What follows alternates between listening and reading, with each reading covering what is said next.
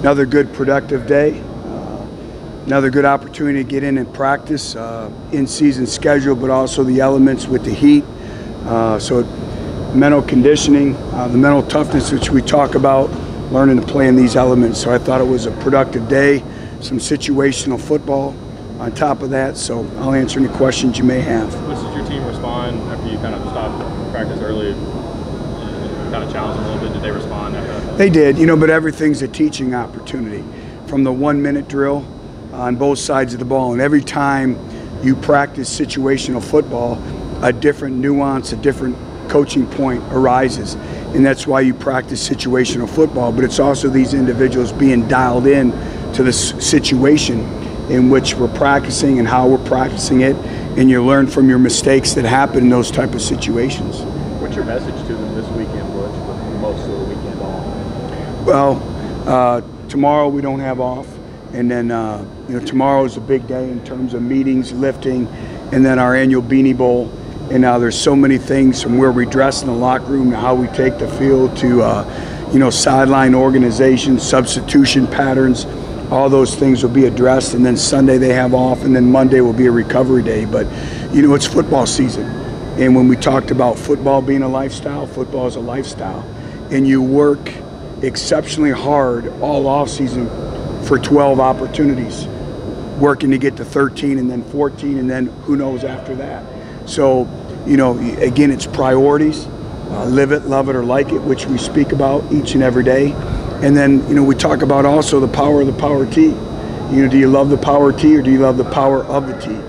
And the standard and expectations by which is expected here at Tennessee. They'll be fine.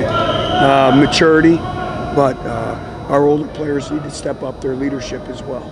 You played, coached on a bunch of different nights of the week at Central Michigan and Cincinnati. Do you think that helps you on what is a little bit different game week preparation start? Well, it does. Everything is about prior experiences, and you learn from prior experiences. And I think we played on just about every day of the week but Sunday.